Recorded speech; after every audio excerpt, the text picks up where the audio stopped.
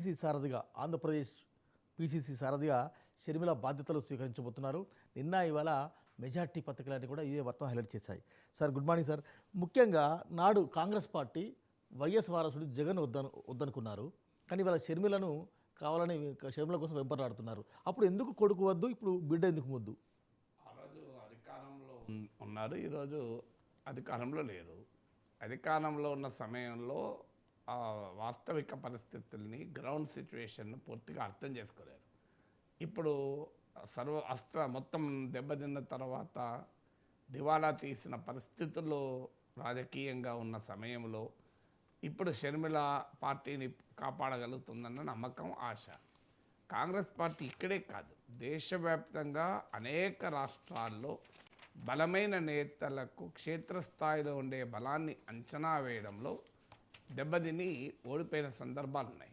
ఎందుకంటే ఏ రాజకీయ పార్టీ అయినా, ఓ వ్యాపార సంస్థ అయినా తన సమర్థుడైన వ్యక్తిని గుర్తించడంలోనే ఆ సంస్థ సక్సెస్ ఆధారపడి ఉంటుంది.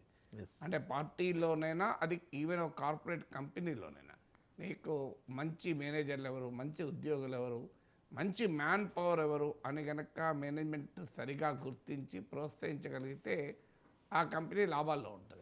కానీ అలా కాకపోయి టాలెంటెడ్ మ్యాన్ పవర్ అందరినీ వదులుకున్నారనుకోండి, ఆ కంపెనీ దెబ్బతీయడం ఖాయం. అలాగే ఒక రాజకీయ పార్టీ కూడా లీడర్షిప్ను గ్రూమ్ చేయడంలో, లీడర్షిప్ను ఐడెంటిఫై చేయడంలో, లీడర్షిప్ను గుర్తించి ఎంకరేజ్ చేయడంలోనే రాజకీయంగా ఆ పార్టీ సామర్థ్యం ఉంటుంది. ఇప్పుడు మీకు భారతీయ జనతా పార్టీ తీసుకుంటే నరేంద్ర మోడీ ఎవరు? ఒక ఆర్గనైజింగ్ సెక్రటరీగా భారతీయ జనతా పార్టీ పనిచేసిన నాయకుడు.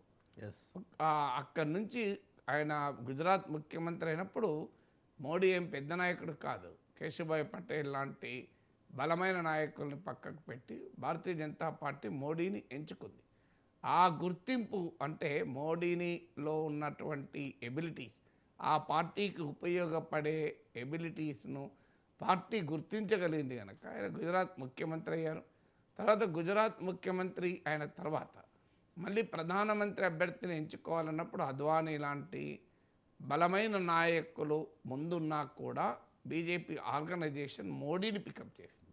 మోడీని పికప్ చేయడం వల్ల ఆ పార్టీకి ఎంత లాభమైంది ఇప్పుడు అర్థమవుతుంది. 2014లో 2019లో మనకు క్లియర్గా అనేక సర్వేలు చెప్తున్నాయి. బీజేపీకి సాంప్రదాయకంగా ఓటు వేసేవారే కాక మోడీ కోసం ఓటు వేసే వాళ్ళు చాలామంది ఉన్నారు.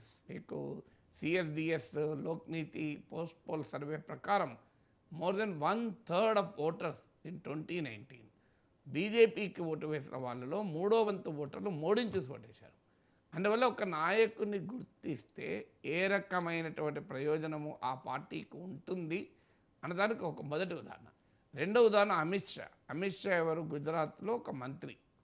సో ఆ స్థాయిలో నాయకుడిని పార్టీ జనరల్ సెక్రటరీగా చేసి ఉత్తరప్రదేశ్కు బాధ్యతలు ఇచ్చారు. ఆయన సామర్థ్యాన్ని గుర్తించి బాధ్యతలు ఇచ్చిన తర్వాత యూపీలో ఆయన అత్యధిక సీట్లు బీజేపీ గెలిపించి పెట్టాడు. తర్వాత ఇవాళ బీజేపీ తిరుగులేని రాజకీయ శక్తిగా ఎదగడంలో అమిత్ షా పాత్ర మామూలు పాత్ర కాదు. సో ఇలా మనకు ఉదాహరణలు చాలా కనబడతాయి. ఒక నాయకుని గుర్తించి ఆ నాయకుని కనుక సరైనటువంటి బాధ్యతలు ఇవ్వగలిగితే ఆ పార్టీ లాభపడుతుంది. కాంగ్రెస్ పార్టీలో ఏంటంటే ఈ కోటరీ కల్చర్ మొదటి నుంచి హైకమాండ్కు దగ్గరగా ఉన్న కొద్దిమంది, ఇక్కడ గల్లీలో బలం లేకపోయినా, క్షేత్రస్థాయిలో వారికి ఏమీ లేకపోయినా, హైదరాబాద్లో కార్పొరేటర్ కూడా గెలవడం కష్టం, తెలంగాణలో ఒక మండల ప్రెసిడెంట్ గారు గెలవడం కష్టం ఉన్న నాయకులు కూడా ఢిల్లీలో వచ్చే వరకు హైకమాండ్లో చాలా పాపులర్ ఉంటారు. సో ఇలాంటి వాళ్ళ మాటలన్నీ వింటూ ఉంటారు. అలా జరిగినటువంటి అనేక పొరపాట్లు మనకు కాంగ్రెస్ పార్టీలో కనబడతాయి. ఇప్పుడు పశ్చిమ బెంగాల్లో మమతా బెనర్జీని కోల్పోయారు. ఇవాళ కాంగ్రెస్ పరిస్థితి ఏంటడా? అడ్రస్ లేకుండా ఉన్నది. మమతా బెనర్జీ యూత్ కాంగ్రెస్ నాయకురాలు, రాజీవ్ గాంధీ వీర విధేయురాలు. అలాంటి మమతా బెనర్జీ ఇవాళ కాంగ్రెస్ పార్టీని లేకుండా బెంగాల్లో చేయడమే కాదు, దేశంలో కాంగ్రెస్ పార్టీకి పోటీగా నేనే ప్రధానమంత్రి అంటూ ముందుకు రాగలరు. మీకు అందువల్ల పశ్చిమ బెంగాల్కు ఉదాహరణ, మీకు ఇవాళ ఆంధ్రప్రదేశ్కు ఉదాహరణ. ఇలా మనకు చాలా రాష్ట్రాల్లో కాంగ్రెస్ పార్టీ కనబడుతుంది. శరద్ పవార్ ఉదాహరణ, బలమైన మరాఠా నాయకుడు, ఆయనకున్న సామర్థ్యము, పార్టీలో ఆయన అధ్యక్ష పదవి కోరుకున్నాడు. పార్టీకి ఉన్న స్ట్రక్చర్ వారసత్వ స్ట్రక్చర్ కారణాన మెరిట్కు స్కోప్ లేకుండా పోయింది. శరద్ పవార్ను పార్టీ అఖిల భారత చేయలేకపోయారు. ఆయన బయటికి వచ్చారు, ఎన్సీపీ పెట్టారు.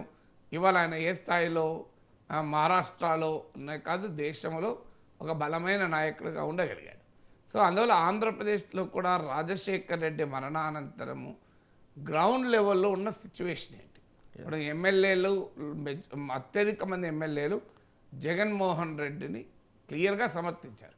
జగన్ను ముఖ్యమంత్రి చేయడం రైటా రాంగా, కాంగ్రెస్లో అంతకన్నా సీనియర్ లేరా, రాజశేఖర రెడ్డి కొడుకైనంత మాత్రాన చేయాలా, వారసత్వ రాజకీయాలు మంచివి కావు, ఇవన్నీ ఎవరైనా ఒప్పుకుంటాం. కానీ రియాలిటీ ఏంటి? మెజారిటీ కాంగ్రెస్ ఎమ్మెల్యేలు జగన్మోహన్ రెడ్డి కోరుకున్నారు. మెజారిటీ కాంగ్రెస్ ఓటర్లు కూడా జగన్మోహన్ రెడ్డి కోరుకున్నారని తర్వాత పరిణామాలు రుజువు చేశాయి. ఎందుకంటే ఆయన రాజీనామా చేసి తన ఎమ్మెల్యేలు 12 మందో 13 మందితోనో ఉప ఎన్నికలకు వెళ్తే భారీ మెజారిటీ భారీ విజయాలు సాధించారు. కాంగ్రెస్ తెలుగుదేశం రెండు అడ్రస్ లేకుండా పోయాయి. అంటే 2012లోనే ఇది, నేను తర్వాత కూడా కాదు. అంటే క్లియర్గా కాంగ్రెస్ పార్టీ ఎమ్మెల్యేలు, కాంగ్రెస్ పార్టీ ఓటర్లు జగన్మోహన్ రెడ్డి వైపు ఉన్నా కాంగ్రెస్ నాయకత్వం కాదన్నది. సో కాంగ్రెస్ పార్టీ డెమోక్రటిక్గా ఉండి ఉంటే ఎమ్మెల్యేలు ఎవరు కోరుకుంటున్నారో వాళ్ళని చేయాలి కదా.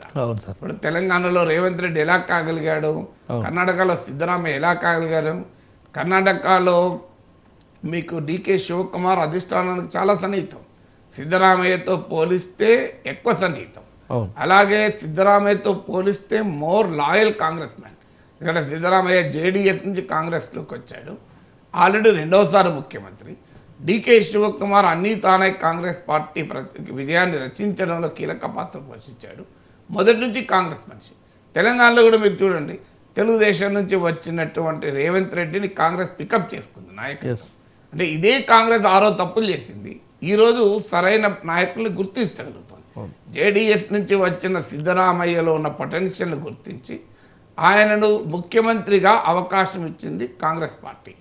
ఆ అవకాశం ఇవ్వడం కాంగ్రెస్కి ఎంత ప్రయోజనకరంగా మారిందో ఇవాళ కర్ణాటకలోనే చూస్తున్నాం మనం. ఎందుకంటే ఆయన వెల్ఫేర్ స్కీమ్స్ ఇంప్లిమెంట్ చేయడము, అహిందా కోalition అని అల్పసంఖ్యాక వర్గాలు, అలాగే ఎస్సీ ఎస్టీ బీసీ ఈ సామాజిక కోalitionతో బీజేపీ లింగాయత్ ఓట్ బేస్ని ఎదుర్కోగలిగాడు. సో అందువల్ల ఒక బలమైన నాయకుడు ఆయన వేరే పార్టీ నుంచి వచ్చినా ఆయనలో ఉన్న పొటెన్షియల్ని కాంగ్రెస్ ప్రస్తుత నాయకత్వం గుర్తించగలిగింది. దానికి కాంగ్రెస్ పార్టీ రివార్డ్ అయింది 30 సీట్లతో. తెలంగాణలో ఆ తెలుగుదేశం పార్టీ నుంచి వచ్చిన రేవంత్ రెడ్డిని సరిగా గుర్తించి కాంగ్రెస్ అధ్యక్ష పదవిలో కూర్చుండబెట్టారు. ఎంతమంది నాయకులు వ్యతిరేకించారో మనకు తెలుసు, ఎన్ని రకాలుగా వ్యతిరేకించారో తెలుసు. ఇప్పుడు ఆయన ముఖ్యమంత్రి అయ్యాడు కనుక ఇప్పుడు అవి అప్రస్తుతంగా కనిపించవచ్చు. కానీ రేవంత్ రెడ్డిని కాంగ్రెస్ అధ్యక్షుడిగా చేసిన సమయంలో ఇవాళ కాంగ్రెస్ పార్టీలో ఎంతమంది సీనియర్లు ఎన్ని మాట్లాడినారో మనకు తెలుసు. అయినా కాంగ్రెస్ అధిష్టానం గట్టిగా రేవంత్ వెనకాల నిలబడ్డది, ఆయనకే నాయకత్వం ఇచ్చింది. చివరకు ముఖ్యమంత్రి కూడా ఆయన ఎంచుకున్నది. చివరి నిమిషం వరకు మనకు అనుమానమే.